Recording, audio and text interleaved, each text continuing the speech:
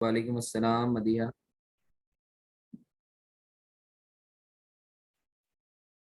मेरी आवाज आ रही है? मुझे मैसेज करके बताओगे? चलो, that's good, that's really good.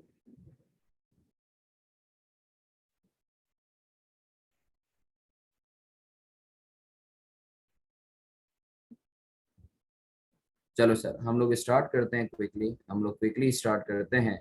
Sir, last session में जो है हम लोगों ने बात की थी IFRS 9 के अंदर हम लोगों ने फाइनेंशियल एसेट्स के हवाले से बात कर ली थी। सही है ना? कि सर फाइनेंशियल एसेट्स क्या होते हैं, उनको किस तरीके से क्लासिफाई करते हैं। सही है ना? फिर हमने देखा कि फाइनेंशियल एसेट्स के अंदर डेट इन्वेस्टमेंट को कैसे क्लासिफाई करते हैं, इक्विटी इन्वेस्टमेंट को कैसे क्लासिफाई करते हैं, हमने बड़ा डिटेल में देखा था। सही है? अच्छा, अब सर लास्ट सेशन में मैंने तुम लोगों को एक क्वेश्चन दिया था करने के लिए। सही है? मुझे एक मिनट में जरा स्क्रीन स्क्रीन नजर आ रही है तुम लोगों को? मुझे मैसेज करके कंफर्म करो। Is the screen legible to all of you?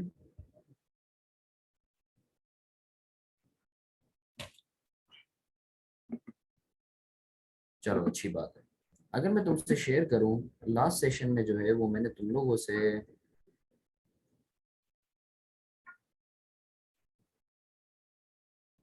बात कर ली थी कि सर आप डेट इन्वेस्टमेंट को जब अमोटाइज्ड कॉस्ट पे रखते हो तो किस तरीके से आप मेजर करते हो। सही है ना? हमने उसके ऊपर एक ये वाली इलस्ट्रेशन की थी, फिर एक हम लोगों ने आईकेप का जो है वो पास पेपर भी किया। फिर हमने देखा कि सर अगर आप डेट इन्वेस्टमेंट को फेयर वैल्यू थ्रू ओसीआई पे रखते हो तो आप किस तरीके से मेजर करते हो, उसके ऊपर हमने ये इलस्ट्रेशन भी की और पास पेपर भी किया। अच्छा, हमने debt investment through fair value through OCI के अंदर ये पढ़ा कि sir fair value through OCI में दो बातें अहम हैं। दो बातें बल्कि तीन बातें अहम है जो हमें याद रखनी है। सर, जब आप अमोटाइजेशन स्केड्यूल बनाओगे तो उसमें आपकी जो ओपनिंग होगी हर साल की, वो पिछले साल की क्लोजिंग फेयर वैल्यू नहीं होगी बल्कि क्लोजिंग अमोटाइज कॉस्ट ही होगी। ठीक है? दूसरी चीज ये है कि सर आप क्या करोगे कि जो भी फेयर वैल्यू का चेंज आएगा उसको ओसीआई में चार्ज करोगे। और तीसरी हमने चीज पढ़ी थी कि सर फेयर वैल्यू का गेन या लॉस कैलकुलेट करने के लिए हमने वर्किंग पढ़ी थी कि हम फेयर वैल्यू जो है वो पिछले साल की उठाएंगे, उसमें अमोटाइजेशन का इम्पैक्ट लेंगे और फिर देखेंगे कि करंट फेयर वैल्यू क्या आ रही है, उन दोनों को आपस में कंपेयर करेंगे। सही है? अच्छा, फिर हमने सर बात की लास्ट सेशन के एंड पे कि सर अगर तो आप डेट इन्वेस्टमेंट को फेयर वैल्यू थ्रू पीएनएल पर रखते हो तो आप किस तरीके से जो है वो लेकर चलोगे, किस तरीके से मेजर करोगे। तो उस पर हमने पढ़ा कि सर डेट इन्वेस्टमेंट को अगर आप फेयर वैल्यू थ्रू पीएनएल पर रख रहे हो तो तीन अहम बातें हैं। बात नंबर वन, फेयर वैल्यू पर रखोगे और जो भी चेंज आएगा उसको पीएनएल में चार्ज करोगे। Number two, fair value through PNL के केस में आपका आईआरआर हर साल चेंज होगा। और important point number three, sir आपकी जो ओपनिंग बैलेंस होगा अमोर्टाइजेशन स्केड्यूल का वो पिछले साल की फेयर वैल्यू होगी। ठीक है? इसी सोच के साथ हमने ये क्वेश्चन एक किया था और फिर मैंने तुम्हें एंड टाइम पर जाते जाते ये क्वेश्चन सॉल्व करने के लिए दिया था। तो कुछ बच्चों ने किया, कुछ बच्चे नेपाल चले गए, तो और कुछ बच्चे जो है वो क्या कहते हैं सो पर गए। तो आओ हम इस सवाल को पार्ट ए और बी हमने कर लिया था, आज हम पार्ट सी करते हैं। आज हम पार्ट सी करते हैं कि सर अगर तो इस सिनेरियो में हमने इस इन्वेस्टमेंट को फेयर वैल्यू थ्रू पीएनएल पर रखा है तो हम किस तरीके से जो है इसको मेजर करेंगे। चलो, माशाल्लाह, दैट्स रियली अमेजिंग मदिया। तो सर मैं आप लोगों से जल्दी से शेयर कर देता हूँ।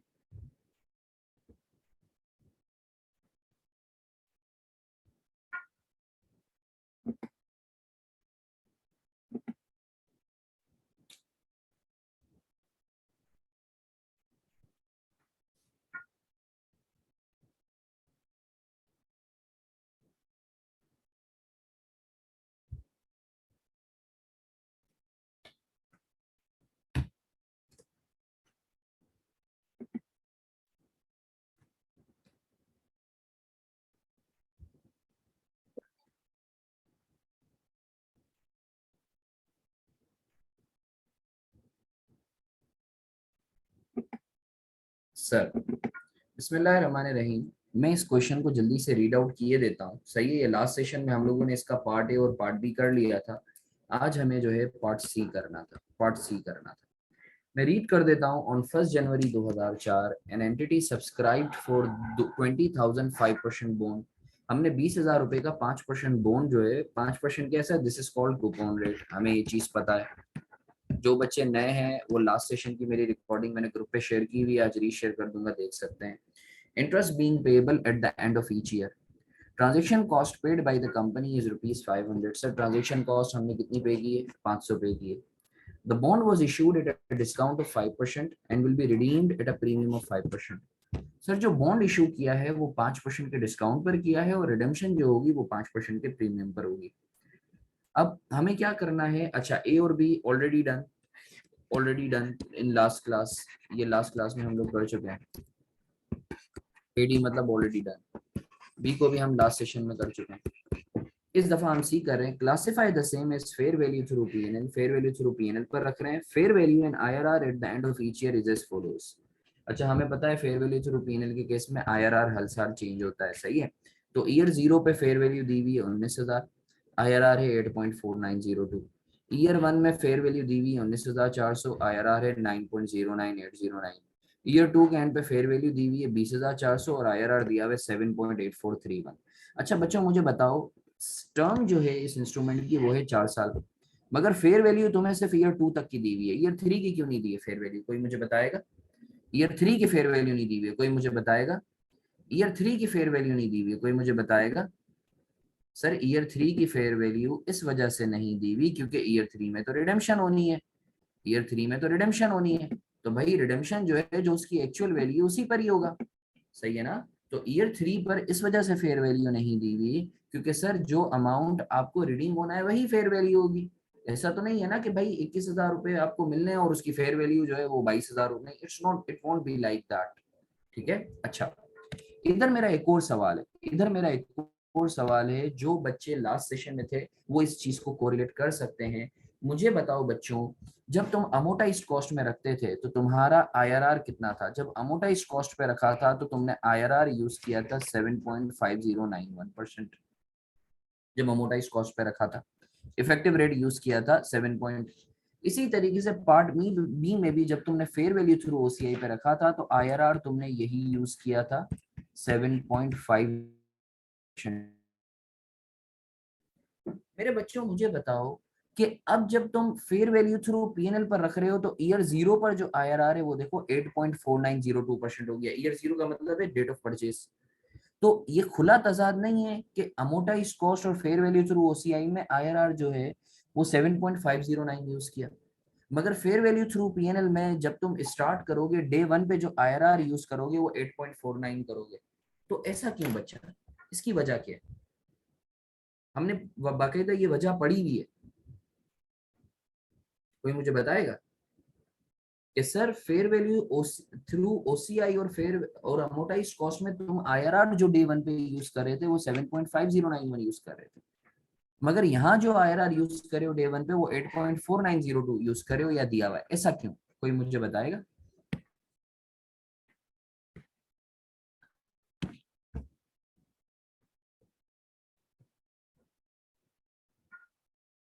कोई मुझे बताएगा ऐसा क्यों, प्लीज।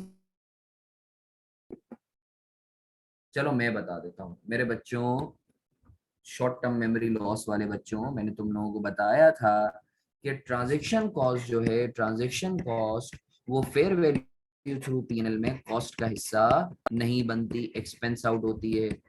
और हमें ये चीज भी पता है कि ट्रांजैक्शन कॉस्ट की वजह से इफेक्टिव रिटर्न, इफेक्टिव रेट कम हो जाता है। तो जब हम fair value through PNL use कर रहे हैं तो हमने ट्रांजैक्शन कॉस्ट को हिस्सा बनाएंगे ही नहीं, ट्रांजैक्शन कॉस्ट को कॉस्ट का हिस्सा बनाएंगे ही नहीं, तो ऑटोमेटिकली तुम्हारा आईआरआर जो है वो ज्यादा हो जाएगा। यही वजह है कि फेयर वैल्यू थ्रू पीएनएल में जो तुम्हारा ईयर 0 पर आईआरआर दिया हुआ है वो ज्यादा है as compare to amortize cost और फेयर वैल्यू थ्रू ओसीआई वाले आईआरआर के। मानते हो या नहीं मानते। अब लॉजिक पता चल गई, आईकिप में एमसीक्यू आया हुआ है कि भाई उसने बताया हुआ है कि भाई फेयर वैल्यू थ्रू पीएनएल के अंदर आईआरआर कंपैरेटिवली ज्यादा क्यों होता है as compare to fair value through OCI और अमोटाइज कॉस्ट। तो उसकी वजह ये है कि ट्रांजैक्शन कॉस्ट जो है वो का हिस्सा नहीं बनती। तो इस वजह से इफेक्टिव रेट जो है वो फेयर वैल्यू थ्रू पीएनएल के केस में ज्यादा होता है। मानते हो या नहीं।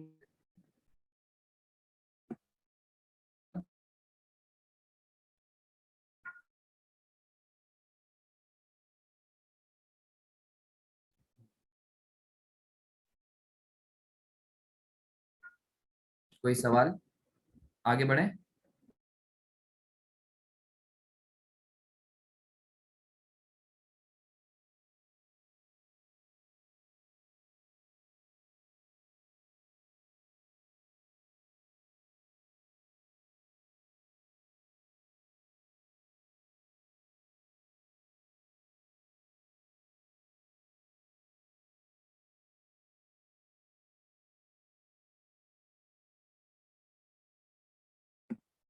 अच्छा जी, तो आगे बढ़े। चलो सर, अब इस सवाल को हम लोग देखते हैं क्विकली, इस सवाल को हम लोग देखते हैं, इसका सॉल्यूशन देख लेते हैं। सर सबसे पहले हमें ये चीज इंपॉर्टेंट नोट पता है। अच्छा सर, फेस वैल्यू कितनी थी? 20,000 की फेस वैल्यू थी। 20,000 का इंस्ट्रूमेंट था। आपको पता है 5% के डिस्काउंट पर जो है, 5% के डिस्काउंट पर हमें ये मिल रहा है। तो हमारी कॉस्ट कितनी हो गई? 19,000। मगर आपको पता है ट्रांजेक्शन कॉस्ट जो है उसको एक्सपेंस आउट करते हैं। एक्सपेंस आउट, तो जो मैं अपना स्केड्यूल स्टार्ट करूंगा वो कितने से करूंगा?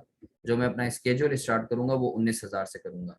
यू वुड अप्रिशिएट कि जो ट्रांजेक्शन कॉस्ट है it won't be made part of cost of asset, और आपने जो अपना स्केड्यूल स्टार्ट किया है वो 19,000 से किया है। सही है बच्चों।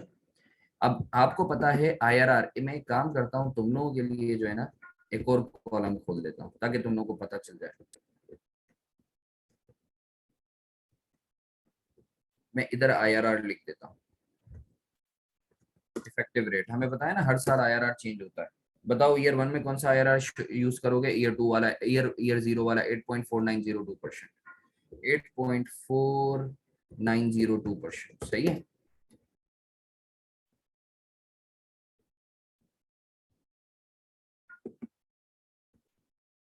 सर,